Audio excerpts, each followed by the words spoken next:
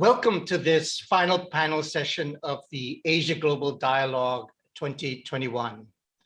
It is my pleasure to moderate this discussion on the global economy, new drivers of growth.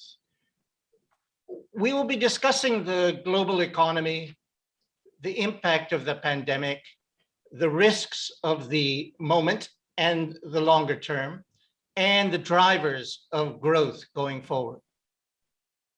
To do so, we have a panel of friends and analysts of different perspectives. I will not take much time to introduce our panelists, just the top line.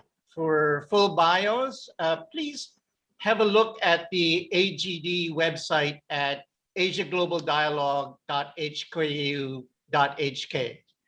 So first, we have Kathy Matsui. She is general partner of MPower Partners, Japan's first ESG-focused global venture capital fund. Kathy is the former vice chair of Goldman Sachs Japan and chief Japan equity strategist.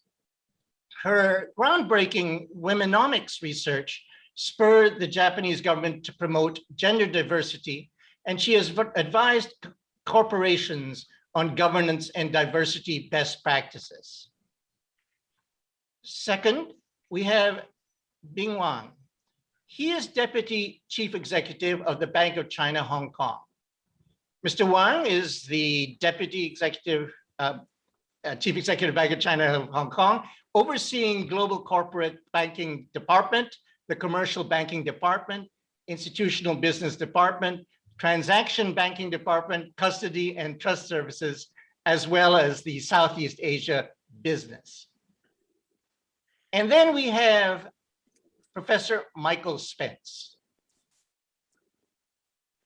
Professor Michael Spence is a member of the advisory board. He is co-chair of the advisory board of Asia Global Institute. He is a Nobel laureate in economics and is a world authority on growth in developing countries and on the convergence between advanced and developing economies.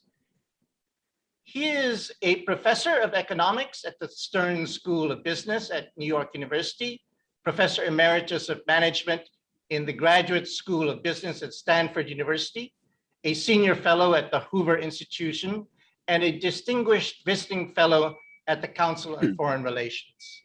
So there's our panel. Now, our discussion is taking place after the G20 summit and at the tail end of the COP26 climate change conference. So the outcomes from these global discussions could take, we could take these outcomes into account in our discussion today. I note a recent address by the International Monetary Fund Managing Director, Kristalina Georgieva, to Bocconi University a few days ago in advance of the G20, and that this might sort of offer a framework for our session. She touches on the divergence in economic growth, I suppose the so-called K-shaped recovery, and concerns about inflation, the rise of public debt, the need for strong policy action, particularly vaccines to support economic recovery, to calibrate policies to country-specific circumstances, and to accelerate reforms to transfer economies. So we'll want to focus on those issues as well as drivers of the recovery. And so I thought a good way to do it is to emulate our co-chair, Victor Fung, this morning in his session, when he asked the panelists about the global economy and took a tour de table to get a sense of where our panelists see the current situation in the global economy and the risks. So let me start with you, Mike. If you could tell us a bit about where you see the global economy right now, and what are some of the factors that are important in the key economies, the US, China, Europe, and in this part of the world, this region, and what are the key risks that you see? Thank you very much. I'm going to pause for a minute and hope everybody can hear me. So let me start with the recovery. I would have, if we were talking in the first half of 2021, I would have said with some notable exceptions I'll come to in a minute, that we were in the midst of a very, very strong recovery. Of course, we experienced an enormously powerful contraction. It was somewhat asynchronous. It occurred first in Asia and in China specifically, and the recovery came first in China because of the measures taken to contain the virus. But on the whole, it looked pretty good. If you fast forward to today, I think it looks, we're still in the course of a fairly substantial recovery, some eye-popping growth rates that won't last indefinitely, but there are significant, headwinds, if I can call them that we didn't anticipate, at least most of us didn't, when we were in the first half of this year. Of those, I would say the two most important are first, the largely unanticipated and fairly extreme global supply chain congestion. It's pretty much everywhere. It covers large fractions of economies and the global economy. It affects goods, semiconductors, shipping, prices, shortages, etc. And it's broad-based, and it is a major factor in the slowing growth in the course of the pandemic recovery.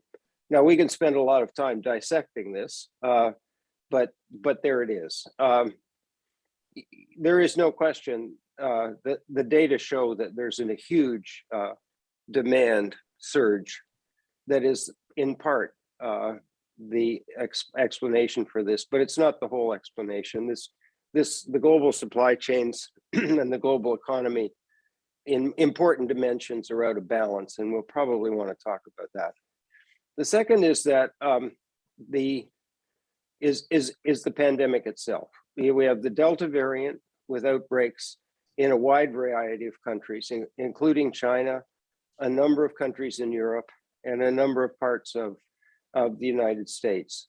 So while we had the potential to suppress the virus via the vaccines in the wide range of countries that didn't succeed in containing the virus in the absence of vaccines, we've only partially succeeded on that front. And this means that we're experiencing, partial closures and partial shutdowns and so on that are also impeding the recovery. That said, on the whole, if you focus on the developed economies and the sort of higher income emerging economies, we're in pretty good shape. The other thing that the director of the IMF mentioned, I think is worth underlining, and that is that the full global rollout of the vaccine is not going well.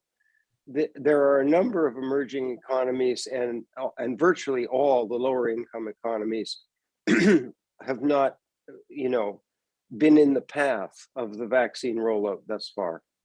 And so while they're not, enormously quantitatively important factors in the global economy, they are important places where people live. They're important places where new variants of the virus can develop, and so on. So that, we hope, is a process that gets reversed as a result of international cooperation in the next few months, and we hope that we can largely complete the global vaccine rollout, maybe this is a bit optimistic, by the first half of 2022. So why don't I stop there? I think there's some longer term drivers of growth, but that's probably going to come in our subsequent discussion. So I'll turn it back to you, Alejandro, and my colleagues on the panel. Right. Thanks very much, Mike. I'm wondering if I can then ask Wang Bing, from your position here in Hong Kong, what are your thoughts on where we are in the pandemic and the recovery, particularly in the Chinese economy? I know you have some thoughts on that. Thank you, Mr. Reyes. Just now, Professor Spence shared with us his view about the global economic recovery and mentioned the supply chain bottleneck, as well as the imbalance of the vaccination rate in the whole world. But the situation in Hong Kong and in mainland China is quite different. Since, although the present situation, the pandemic situation in China has some problem of the infection people, less than 100 cases one day. But since China still has the policy of zero tolerance to the pandemic control, so it's a little bit nervous for the different local government to control the pandemic.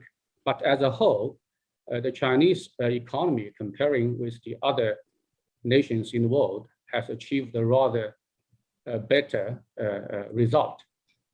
But the tendency, it's getting a little bit worried by the people because,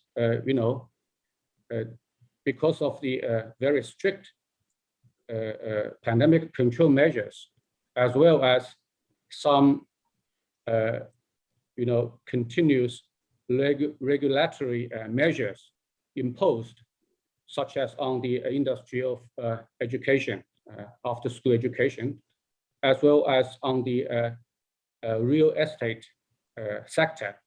So the situation is getting serious at the moment, especially the problem of the real estate developers.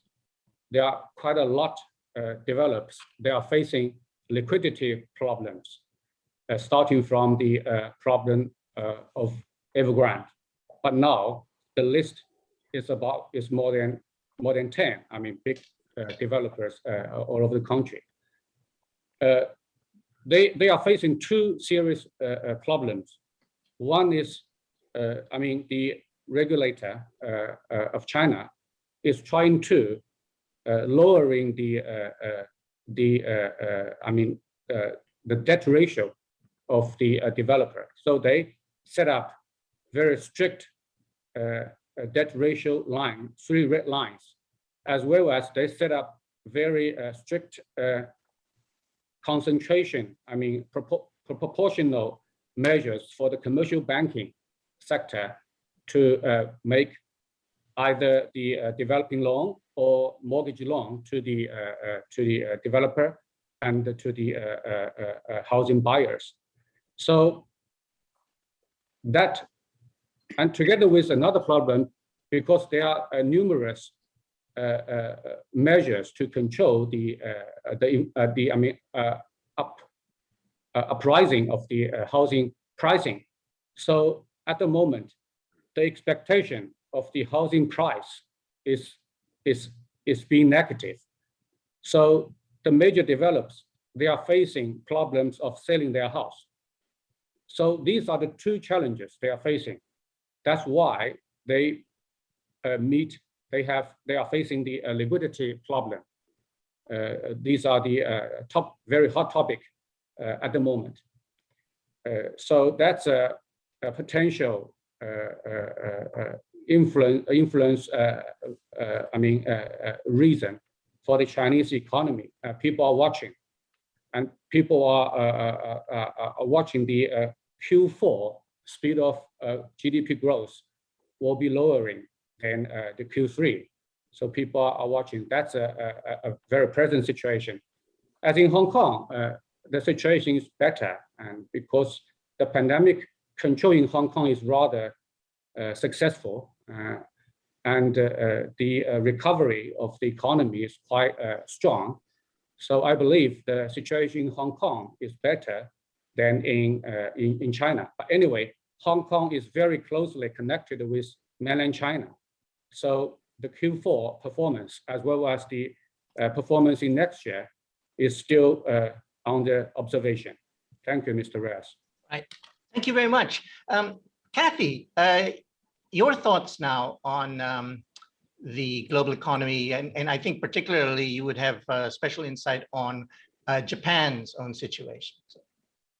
Sure. So I think our well, my personal assessment, I have to say, I still rely a lot on my former colleagues at Goldman, Jan Hatzius's team, for expertise in this space. But I think the overall assessment I would have is, look, obviously, this year is a year of tremendous recovery, rebound from a very deep contraction of 2020. And for 2022, next year, although growth will obviously decelerate for a whole host of reasons, the deceleration, let's say, going from about 6% this year, this is global GDP growth, to around 4.5% is their estimate for 2022, is still over 1% above what I think most people would estimate to be trend global growth, so above potential.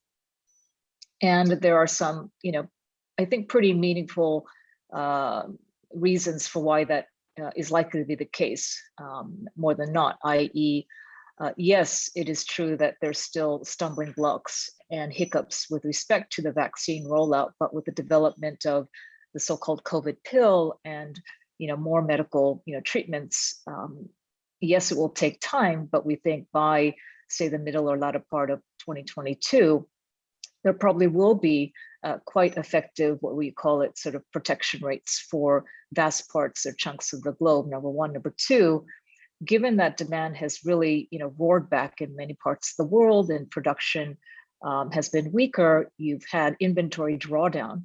And once you have inventory drawdown, at some point, you're going to have to invest in restocking those inventories. So that will be another driver of positive growth. Third, I think particularly I would say looking at Europe and the EU, we are seeing still, the fiscal impulse in that part of the world is probably more tilted on the stimulative side, i.e., whether it's the EU Recovery Fund or the stimulus measures that have been announced lately in that part of the world will also be, allowing for some positive momentum there. And then finally, if we look at, again, more the advanced economies perhaps, but at excess savings of the household sector, people haven't been able to spend and they've saved more than they usually do. So that's pent up potential demand down the road as well. So not totally rosy, but I think no reason really to be overly gloomy at this point. Growth will still be pretty decent going into 22 and slowing again in 23, but I personally don't see big risks of recession. However, having said all that, Professor Spence, I think, put his finger on the right risks that I identify as well, which are the inflation, the supply chain risks. We're seeing, wage inflation as well. But again, it's hard to parse out right now on the supply chain side of things, and what's driving up PCE or whatever inflation measures you want to look at is how much of this is, for example, I think a large contribution is coming from durable goods. So used cars, consumer electronic appliances. I mean, we're already starting to see some of those bottlenecks begin to loosen in very, very recent data. So, maybe it will take another year, maybe it won't. We just need to wait and see. But that's definitely the area that I think is of greatest risk for this whole, relatively rosy picture. Great, thank you very much. I note here because APEC will be meeting, well, he is meeting on ministerial level this week, and the leaders meeting shortly thereafter, that APEC released a regional trends analysis, which indicates the Asia Pacific region will expand by 8% in the first half of 2021 compared to a 3.7% contraction in the first half of 2020. Professor Spence, I'm wondering if I could come back to you and get into the discussion about the growth drivers, because when you the mention of increased demand of consumer durables, issues with the supply chain bottlenecks, this actually brings up issues related to, well, what will be driving growth in the future, and what is the impact on work, on employment as a result of the pandemic? What is the sort of lasting impact? Because some of the supply chain bottlenecks is due to sort of restructuring in the workplace, in particular in the particular sectors of relevance to the supply chains, logistics and transport and such. I want to talk about that. What do you see as the impact on the future of work, and indeed, the technological dimension of that, I suppose, as well. Well, I'll give it a try, but first let me say, I think my colleagues on the panel, Dr. Wang and Kathy Matsui, got it exactly right. I mean, this is not wildly pessimistic, and there's some things we just don't know. And when we get to the longer term growth drivers, there's more things we just don't know. Right. So I mean, I think to start with, it's probably important to say without elaboration that we're in the midst of at least 3, maybe 4 major economic transformations, if you sort of look at it from a longer term point of view. The one that everybody knows in your part of the world is that the center of gravity of the global economy is shifting to Asia.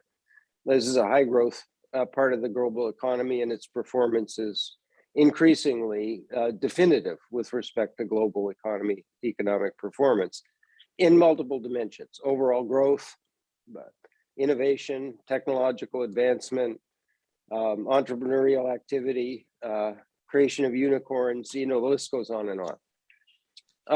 The second one, I think, is also just well known. We are in the midst of a major digital economic transformation. Again, multidimensional, occurring virtually everywhere.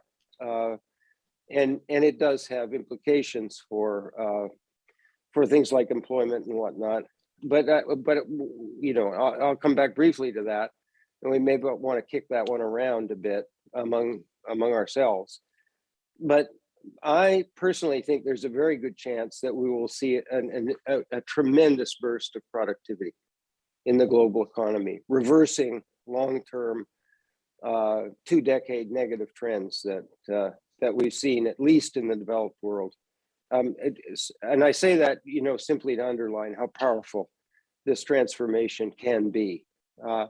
Now, it has interesting side effects. I mean, I think if you look out 15 years, the chances that manufacturing will be a major employer of labor is pretty small, right? I mean, part of this transformation, and only a part, is, automation, artificial intelligence, advanced robotics, and so on. And you can sort of see the writing on the wall. The third one is the energy transformation. And we're all watching Glasgow with keen eyes. And I'm sure there'll be disruptions and other things associated with that, but also major opportunities for advanced technology to help us get this job done. And finally, they're slightly less talked about. There's a kind of partially hidden revolution underway in biomedical science and healthcare that I think will be a major driver of growth. So very briefly on the employment front, I guess there's 2 parts to this. I mean, we have all averted in one way or another to some kind of unexpected shifts in the labor market.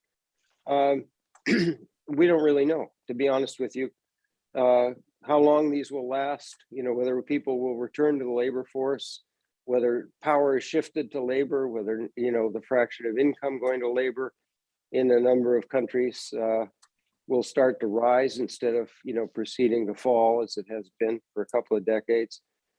But I think, to dismiss the notion that there's maybe fundamental changes underway would be a mistake. I mean, the pandemic probably did change some things. It certainly accelerated the digital transformation. I mean, by a lot, sort of 5 years of adoption compressed into months and so on, depending on who you're talking to and listening to.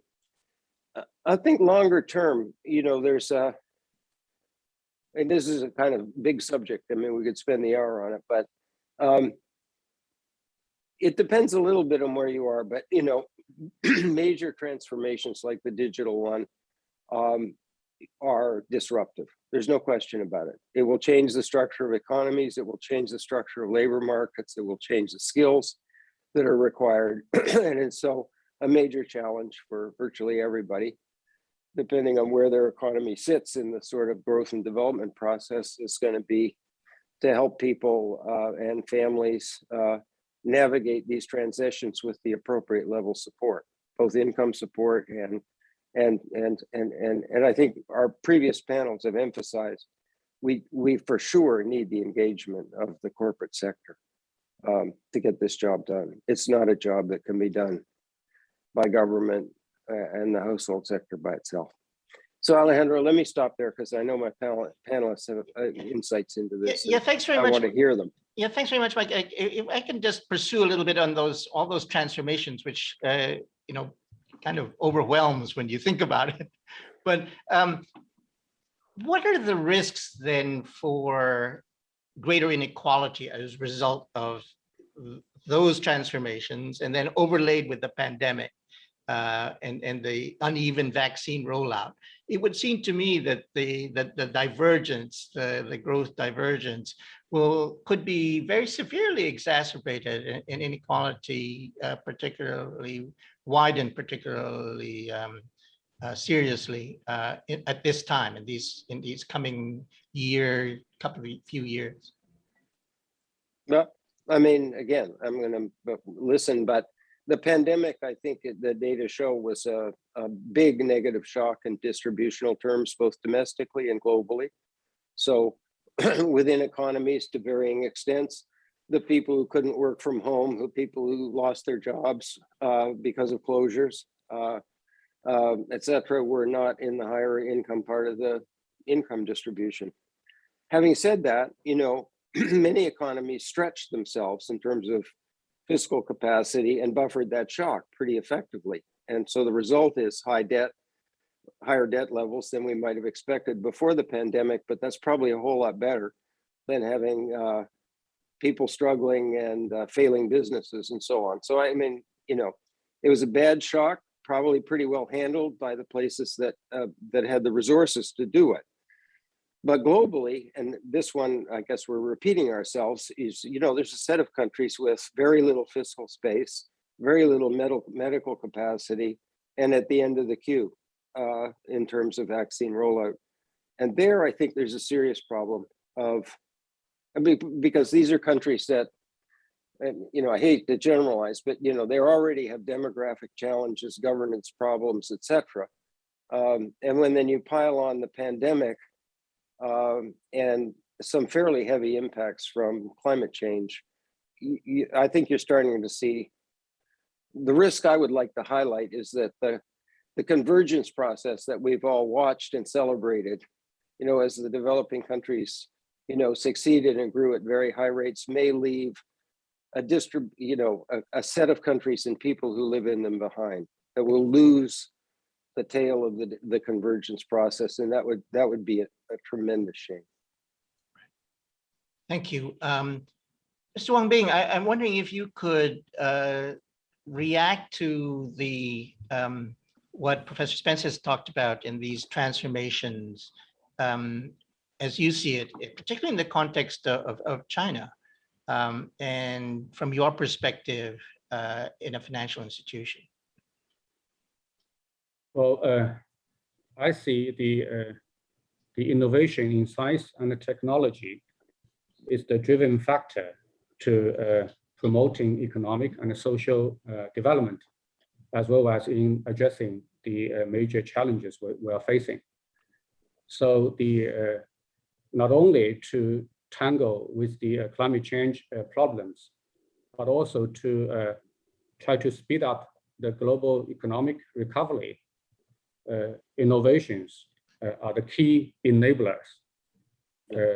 I mean, it can help to transform and upgrade our energy and the resource sectors, as well as the industrial structure and the consumption pattern. Also, to promote a rather greener economy, a smooth recovery. So that's the major driving force for the recovery. And in China, as well as in Hong Kong, I mean, since, in the following sectors, like the internet giants, medicine and health sector, high standard industrialization of the manufacturing sector, as well as the telecommunication sector. They all put high investments on the innovation and the technological improvement. And for the banking sector, for the banking industry, digitalization is one of the priorities we are now, facing. And because of the pandemic, the digitalization has been speed up since the lockdown measures or the strict measures. People cannot feel very easy to visit the branches of banks. So the mobile banking tools, the customers of the mobile banking tools has been tripled. That's very significant increase. And also the digitalization can help the banks to improve the client experience, as well as the operational efficiency, and also the smart risk management. We apply lots of new fintech to improve our digitalization, like artificial intellectual or blockchain, as well as data. Data is a very key resource for us to know our customer behavior better, and to help us to make faster decisions and to know the expectations of our customer. So I see the innovation and the digitalization as the key drivers for the recovery. Thank you. Thank you very much, Wang. I'm wondering if I could ask, in some ways, the same question, follow-up question that I asked Mike Spence about inequality. Xi Jinping and the Chinese leadership has been focused on this concept of common prosperity. It's a difficult goal, particularly given the inequality that already exists in China. I'm wondering if you could address that. What are we talking about in terms of the challenges of achieving this common prosperity, given the pandemic and the situations that you talked about in terms of China trying to achieve a sustainable economy?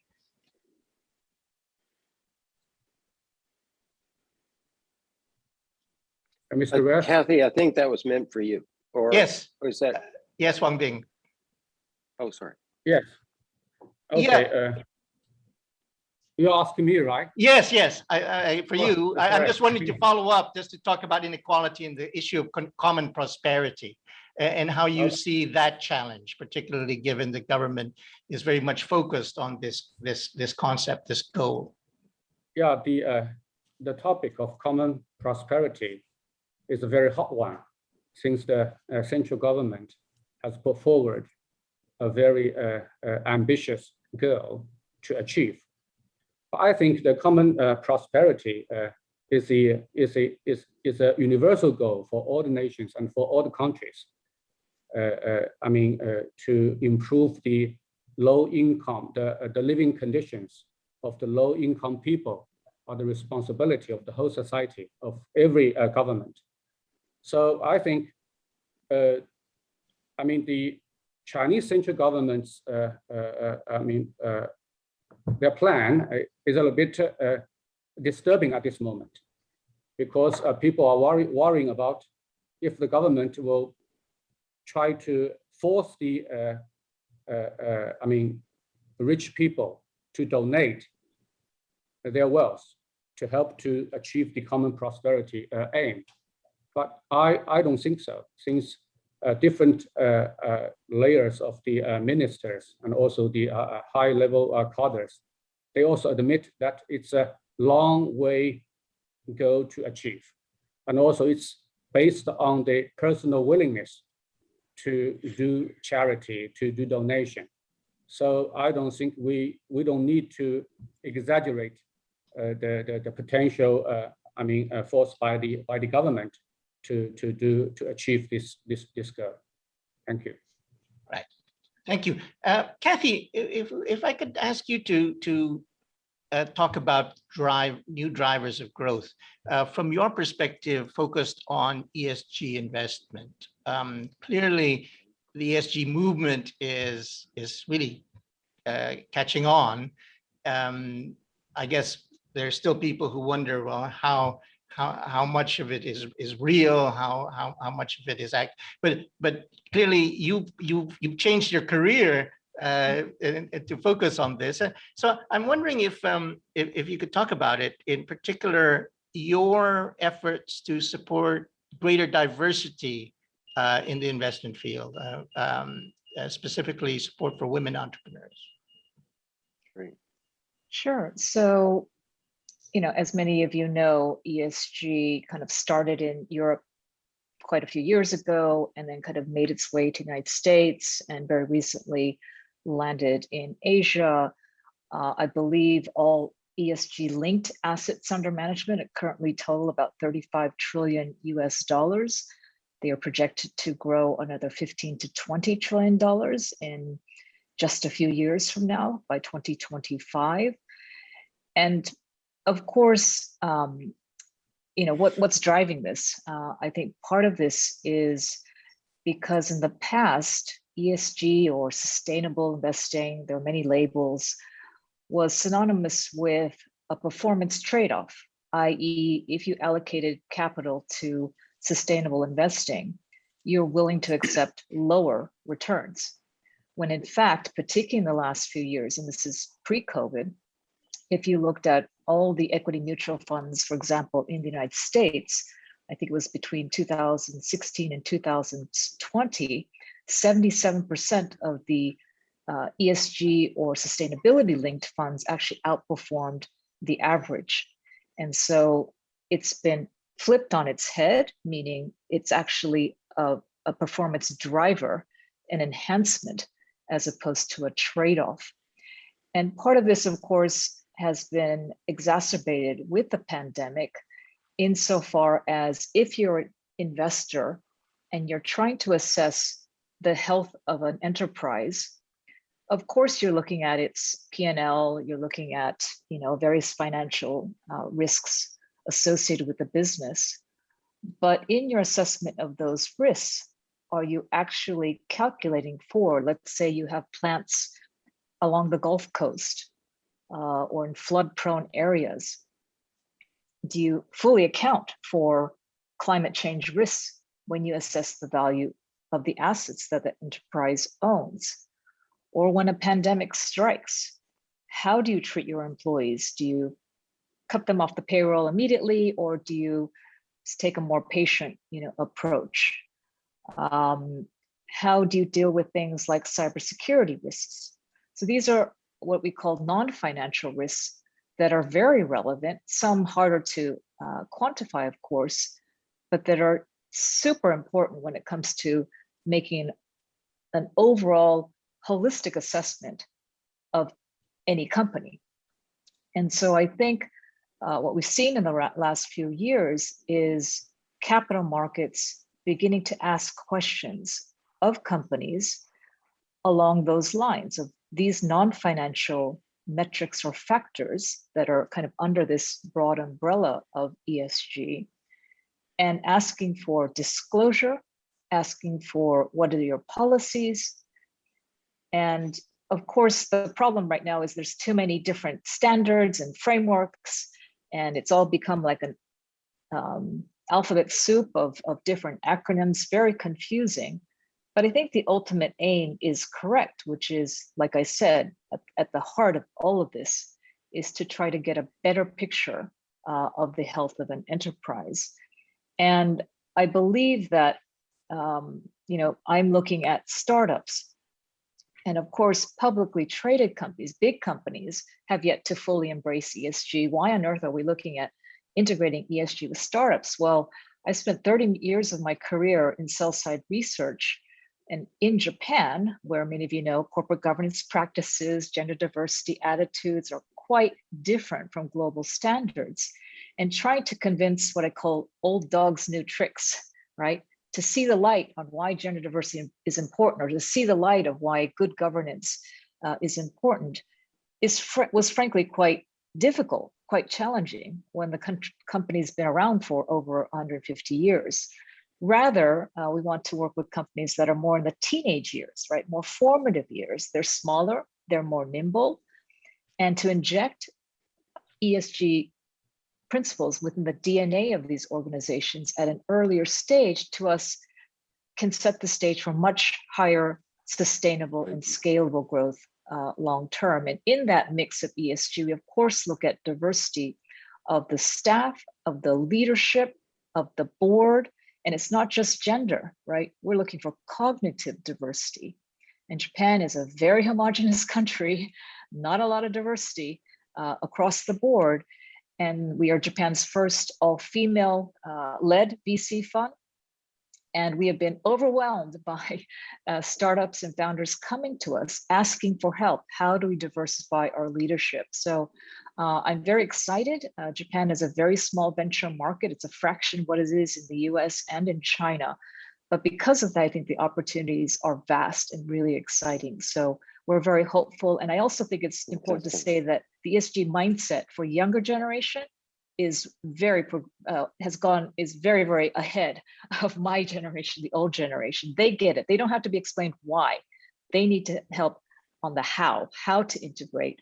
They've got the why down. I'm wondering if you could, for an outsider, a layman, maybe connect the dots more in terms of why we should see this expansion of ESG as essential for sort of driving new growth, particularly if you think about small and medium-sized enterprises, which would be sort of the backbone of many of the economies in this region. Particularly for those who might still be skeptical and say, well, why should we sort of apply these standards or apply these principles?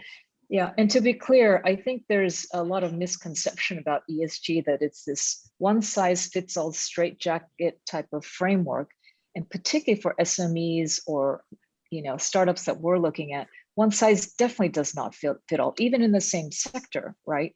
So you really have to take, if you're the company, you have to figure out what are the most material factors, ESG factors, that impact your business, your core business strategy. You've got to decide what those are, and then you've got to decide what the long-term goals or KPIs for each of those metrics are going to be.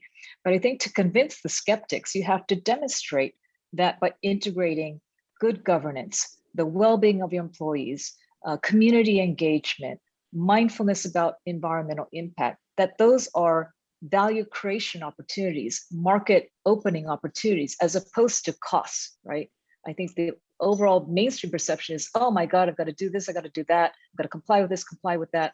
There's a compliance element, of course, but I think to really get the entire organization across the bridge is really to convince them that there is, this is imperative for growth, is what I'm trying to say. Some people get it, a lot of people still don't, and that's really important. There's a lot of greenwash risk as well, so we have to be very mindful that a lot of box ticking is going on. They don't really feel it in their heart, and that's an important thing to be wary of as well. The term greenwash has been frequently mentioned today, so I think that's interesting. If I could just remind our viewers and listeners that they can put questions into the chat box if they wish, and we can, if you can mention, if you want to direct a question to a particular panelist, please do so. Mike, I'm wondering if you could share with us your thoughts on the ESG phenomenon, the ESG movement. Whether, in terms of how you see it shaping up and the impact that it's had so far, and where it might be going. I just want to say, I think Kathy's description of what it is and why it's important is about as clear as any explanation I've heard. So I hope somebody will give me the recording so I can use it. Right. For sure. It depends a little bit on where you are. So, I think in general terms, we face enormous challenges as well as opportunities.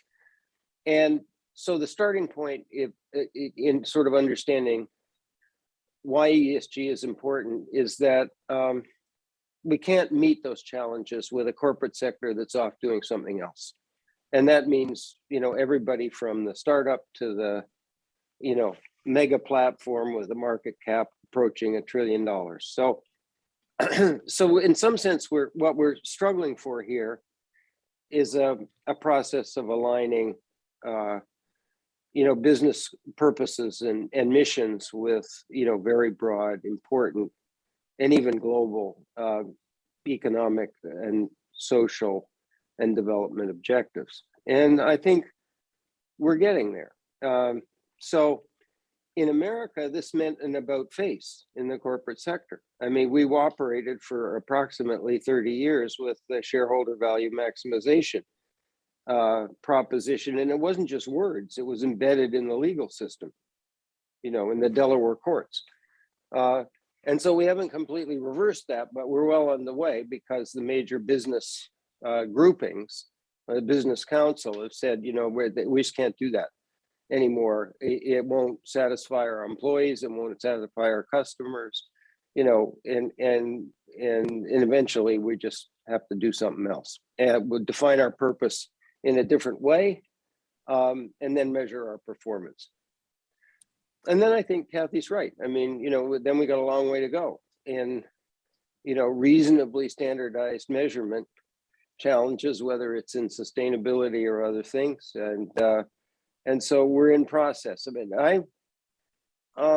when this, on the American side, when this started out, I thought, maybe this isn't serious. I mean, maybe they don't really mean it. But now I'm pretty sure that we really have changed direction, and it's a question of figuring out how to get there. My final comment is, I think the last thing Kathy said is just incredibly important.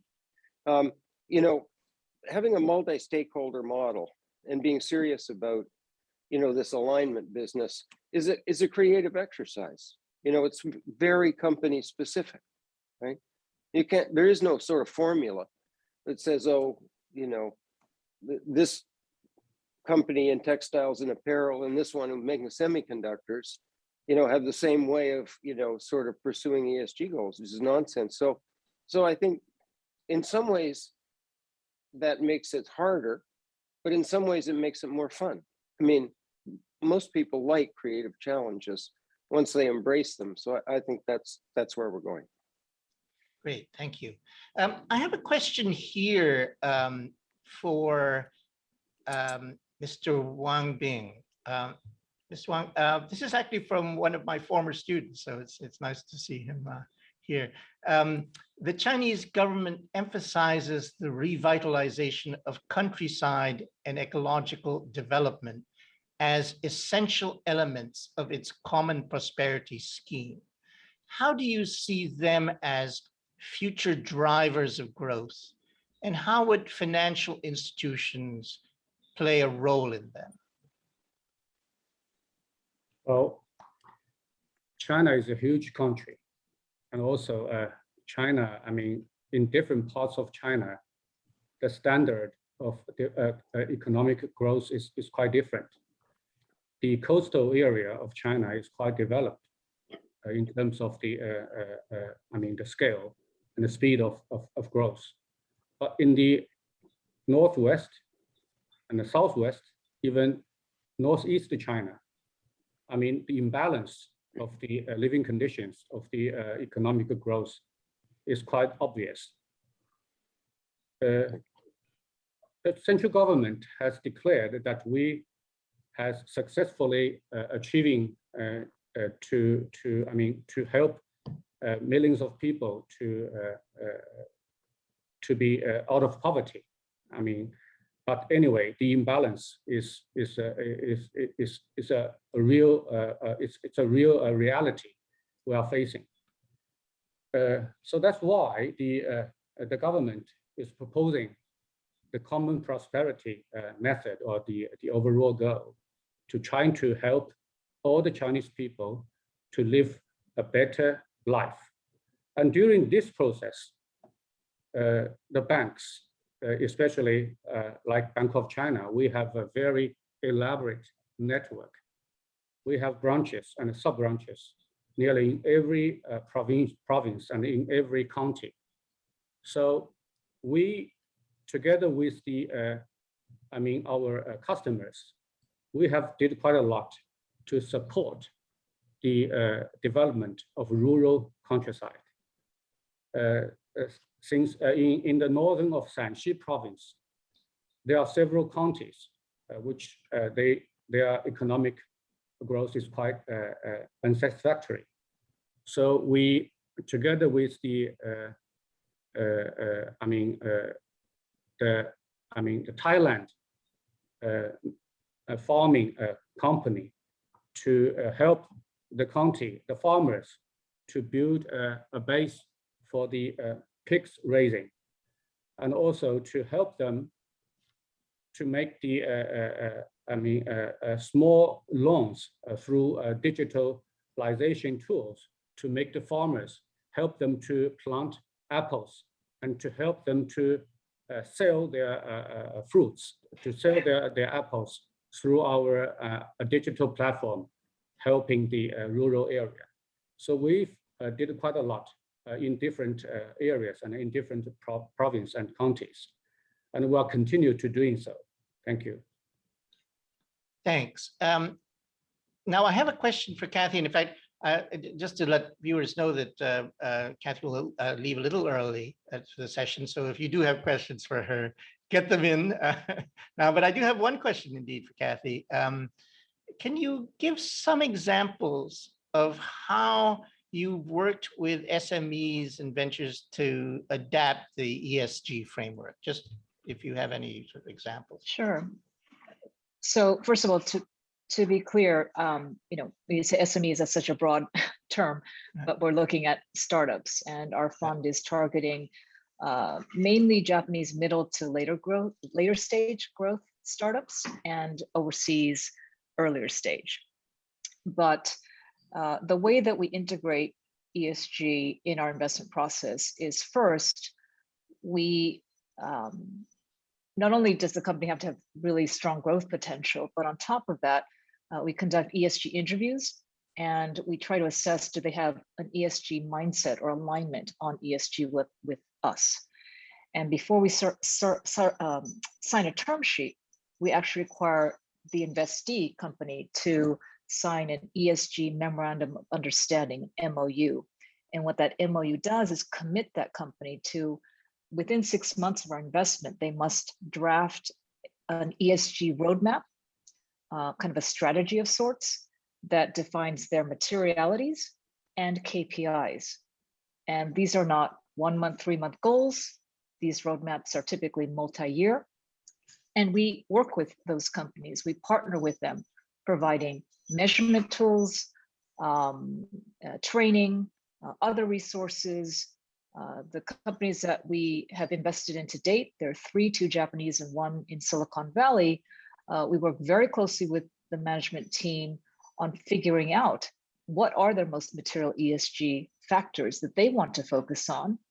And we help drive that strategy together with them. No startup is perfect, as you can imagine in this regard. They're all strapped for resources and time. But because they are very mindful that ESG is going to be a key growth driver for them, strategically, they place a very high priority on this strategy and the implementation of the strategy. And our job, our LPs have invested in us because we're going to help them implement ESG, but also monitor their progress, and we report back to our LPs that progress. So that's kind of how we do it. And like I said before, there's not a one size fits all. We look at specific sectors and companies, and again, work with them to help them decide what's most material to them in the different E, S, and G buckets. Right. Thank you very much.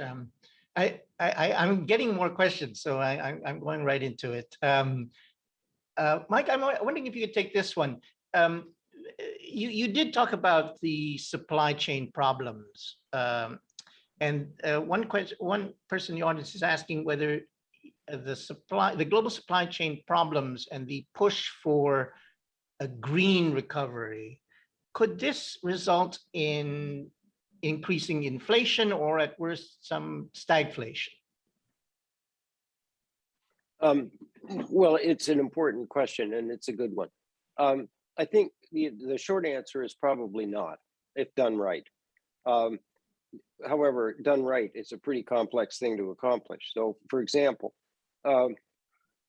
everybody knows the magnitude of the challenge, so I won't bore you with, how far we've got to go in terms of reducing the energy intensity of a growing global economy. But so if you take the current situation, for example, we've sort of migrated from something vaguely resembling obliviousness to the sustainability climate challenge to something approaching, quasi-unanimous agreement that, our future depends on it. One of the unfortunate consequences of that is that green became beautiful, and energy efficiency and carbon capture and on those things on the one hand, and fossil fuels became, the opposite, right? But I keep reminding myself and others, if they're listening, that this is a multi-decade transition, and you can't have a balanced approach to it, if you have an aggressive approach on green unaccompanied by a matching, sort of sensible pattern of phasing out, but with investment as needed in things like natural gas on the way other. So I think the pendulum has swung too far is the bottom line, and excessively aggressive approaches to the climate change challenge. I know that'll sound crazy to a lot of people, unaccompanied by a sensible, balanced approach to phasing out the fossil fuel side will lead to all kinds of problems. And some of them we're seeing, right? I mean, shortages, underinvestment in a variety of sectors. And the really serious consequence of that, other than the potential to disrupt economies and growth, is to sort of disrupt the commitment to the energy transition itself, right? If people say, well, that didn't work, right? Now companies local business leaders in China, I gather, are being told they've got 4 days of electricity, so pick the day you don't want to have it, is not the place you want to be. Now, China's great at correcting imbalances and has a long track record of doing it. So I don't think this is a kind of serious long-term risk, but it's illustrative of getting this balanced approach, both within our various economies and globally, right. So I say all that because it's an example of how poor implementation of a really important set of global objectives could lead to serious disruption. Maybe not stagnation, but something that's pretty worrying. Right. Interesting. If I might go to Kathy, since you're going to leave soon, Kathy. If you could react to what Mike just said, but also I think there's a question here that maybe you can help with as well. Question: vaccine pharma companies and their fund investors have failed to fulfill their ESG and CSR commitments on COVID-19 vaccine equality. Will this impede the growth and usefulness of ESG, CSR soft law? I'm not sure if they are selectively enforced. What is the solution? I don't know if that is clear. That's a difficult question, I think, to answer. Yeah. All I'll say is that no company, big or small, is perfect on ESG, and I think that while the distribution of vaccines, the equality of that distribution, many people can raise question marks around that, but at the end of the day, this is also a big issue here in Japan, actually, because Japan is all about fairness rather than speed. And Minister Taro Kono, who I know well, he spoke a couple of days ago and said that, if you had prioritized fairness over speed, I mean, Japan was very slow, frankly, to vaccinate its population. It's now more than per capita more than the States and other countries, but it was very, very slow to start. And it was a lot to do with, well, you don't have enough vaccines for all the people in this particular prefecture or state, then we can't possibly even start, right? And so this issue of fairness versus speed, I think, is a very difficult challenge. But at the end of the day, if the broader question is, you have a company, it's claiming to do this on ESG, but it's actually doing something else. Well, that very issue is something. The fact that this question is being raised at this forum means that people are calling out companies, right? That they are pointing these things out, pointing out discrepancies, and I think that is the beginning of the conversation that the companies have with the public, right? Not just shareholders, but with all stakeholders. And I think that's got to be a healthy thing, right? Having that open and honest dialogue. Look, the Me Too movement or Black Lives Matter, I'm American, in the States, I have Japanese CEOs who have operations in the States, and they're getting bombarded by questions from their staff in America. Like, why don't you say something? They're thinking, this has nothing to do with my business. Why do I have to say something, right? But this is 2021. It may not have anything to do with your business directly, but your silence is synonymous with complicity, right? Particularly for the younger generation. So this is a really kind of new era, but I think it's a good one because the younger people are very engaged. They are very mindful if a CEO of a company they're looking to work for has makes very discriminatory comments on Twitter, right? Right. So this really is meaningful. And I think, again, if you see discrepancies and gaps, that sparks conversation. And that's a really valuable thing, I think, for overall society. And I see Great. Victor's just joined just when I have to leave soon, but I'll let Victor chime in. Is Victor coming in? No, he doesn't want muted. Okay. Oh, he's muted. Victor, you're muted. Or is he joining? I'm pleased to proceed. I'm just coming in as a supporter. Oh, great. Yeah. Well, Kathy, thank you very much. I think it's I'm so sorry. I've just got to run to another appointment, but very, very lovely to see everybody, and thank you for the time. Thank you, Professor Spence and Wang. Right.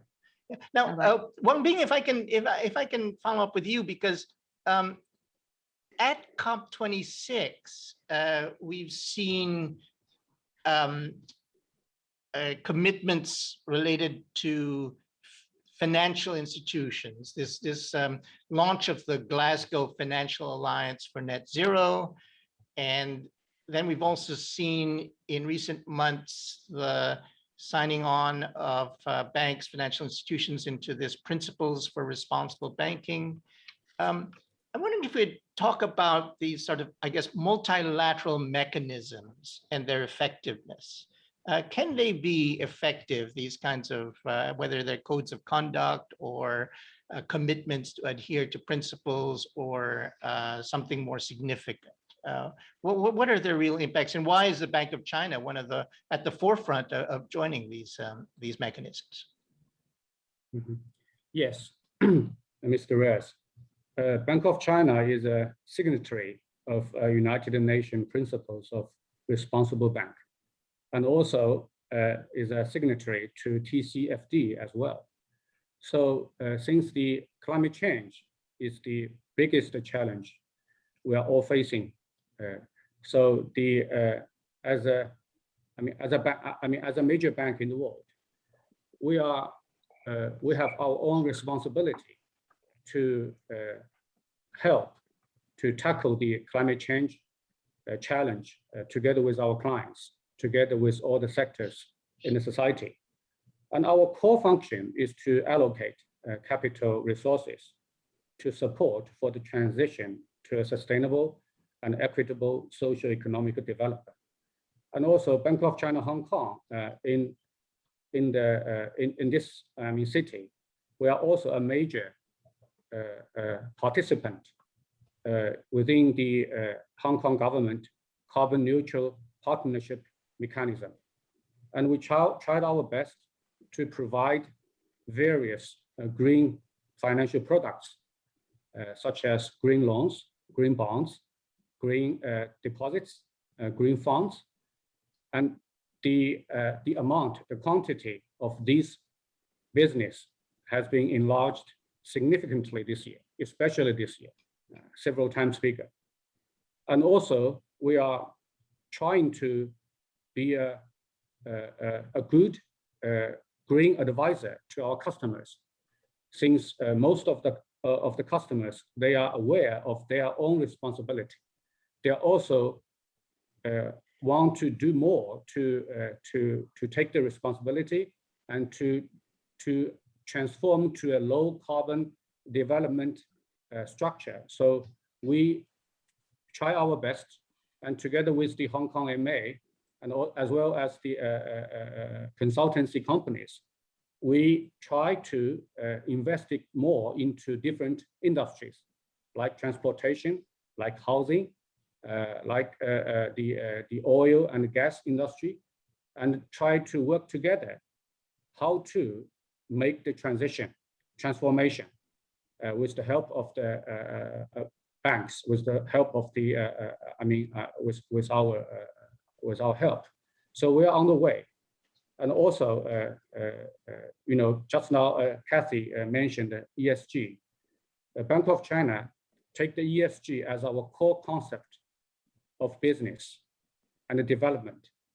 So we ourselves is on the way to be a low carbon emission bank, since we have lots of buildings. We have, the biggest branches network in Hong Kong. We are trying to reduce the carbon emission. And we have very strict KPI as well as the timetable.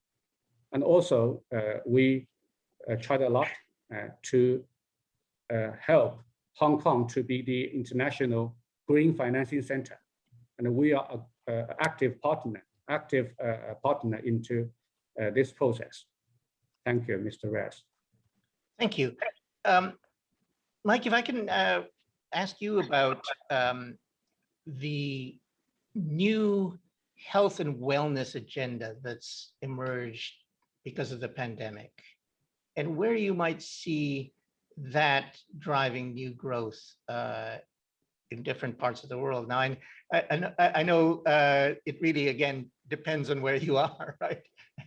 which I think is an important thing to think about. But I'm wondering I guess my question is, what would the pandemic, what is the catalytic impact of the pandemic, and from what you see in terms of driving growth in the economy, in the global economy? Well, it's quite exciting, actually, what's going on. So I think, for example, we know that the pandemic produced dramatic acceleration in adoption of digital technologies, including in lagging sectors. And a classic example of a lagging sector was healthcare, right? So pre-pandemic, if you went, there are companies that did this, so I'm not just making it up. You went to doctors and said, why don't we, skip having people come in here for every little thing to your office or, the hospital or something. Those businesses got nowhere pre-pandemic. And then they took off like a rocket, in the pandemic. Why? Because we didn't have any choice, right? And and that story is emblematic. So the more kind of interesting and deeper version of that is that once you embrace some of these technologies, especially the digital ones, in reimagining the delivery mechanisms, whether it's home diagnostics or artificial intelligence applied to images, to help with, diagnosing various problems like skin cancer in underserved remote populations and so on. what you start to see is that the drivers of what we're calling growth are really drivers of what might be called inclusive patterns of progress in well-being.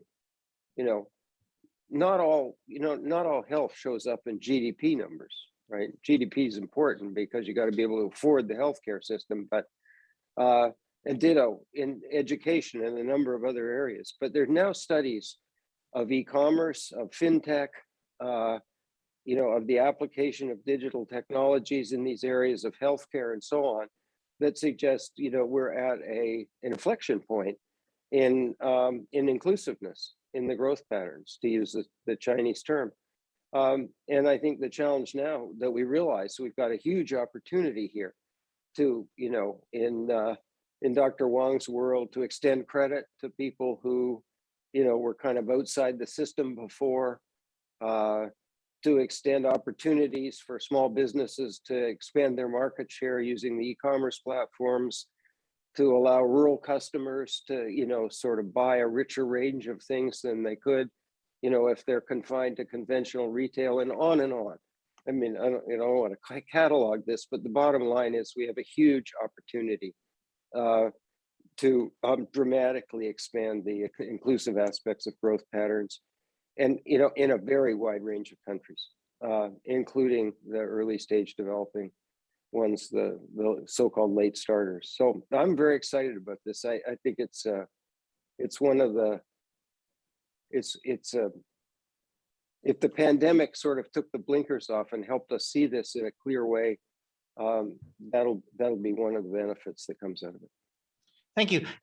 Since you brought up the issue of GDP and its ability to actually capture the reality, I'm wondering if you had any thoughts about what we heard from Andrew Shang earlier about the One Earth balance sheet, and your thoughts on that kind of planetary measurement, planetary metric that he's proposed. Yep.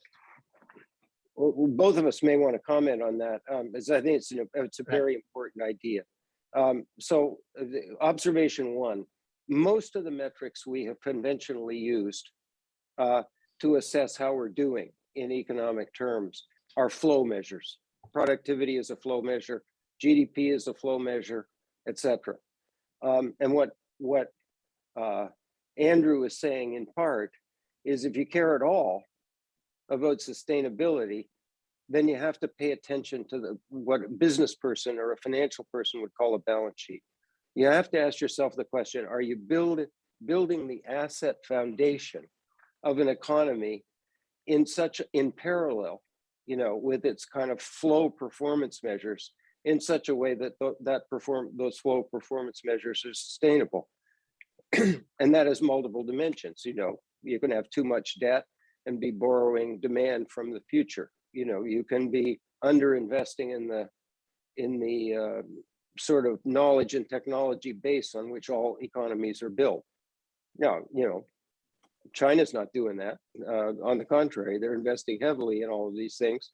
So at some level, it's understood. And what Andrew then says is an important part of that asset base, if you care about anything other than sort of 6 month to a year performance, what you get from the flow measures is natural capital.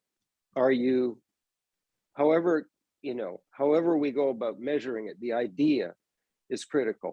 And it really is, it's the core of the sustainability notion. So I'm on board on this one. And I think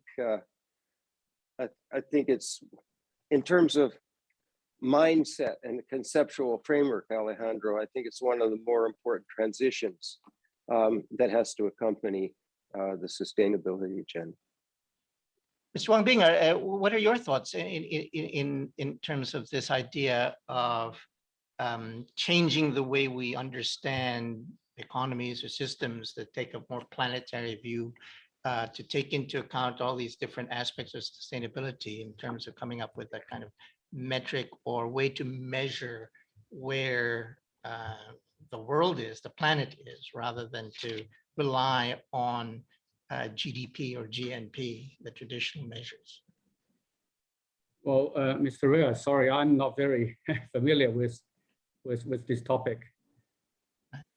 No worries, but we, I suppose with regards to China, I think one of the, I guess, difficulties that one has in trying to understand where China is in its sustainable development is understanding how to measure. I mean, China is so vast, so many different parts, how can we fully understand where China is in this, some ways, existential challenge to achieve not just the common prosperity that we've talked about, but really that sort of sustainable development that would allow it to achieve that net zero future? Well, the Chinese central government is very much determined to change the development structure in the following decades, since the declaration by President Xi Jinping about the 2030 emission peak and also 2060 carbon neutrality. So since the, I mean, as we know, the Chinese ruling system is different from the other countries. And there is one major advantage is about execution. If the goal is set and execution, implementation and execution will I mean, be very strictly measured and monitored. So the determination of China to dealing with the climate change, to achieve carbon neutrality is, I mean, is very, to my personal view, I think it's trustable. And also we have trying quite a lot at this moment. Chinese government has already declared 2 directives. One is about the working guidance for carbon peaking and carbon neutrality. And the other is also is about the action plan. And the action plan is very detailed. And they are the plans of nearly all the industries, how to achieve low carbon development transition. So I think that's the advantage of Chinese way of doing things. Thank you. Thank you very much, Wang Bing. Thank you very much, Professor Spence. I guess to summarize, if I can, this is not easy to do so, that we are in many ways still trying to understand where we're heading. I mean, there is recovery, but the challenges of the supply chain problems, the vaccine inequality and such remain.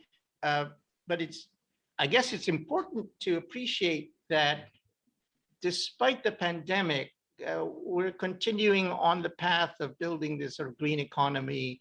We're trying to come to terms with the technological innovations that are really changing the world.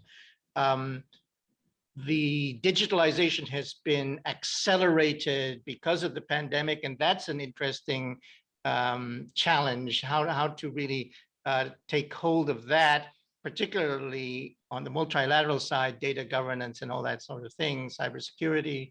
And then the driver of this ESG movement, the impact of ESG movement to drive new growth, even at the enterprise level, the SME level, should be very interesting in the coming years to see how the application of these ESG principles, sustainability principles, the drive to the achieve sustainability goals can indeed actually drive growth and create new opportunities for people to engage in the economy, particularly young people coming up who are more aware, previously marginalized groups, or indeed groups that may have had impediments to their participation, such as women, of course.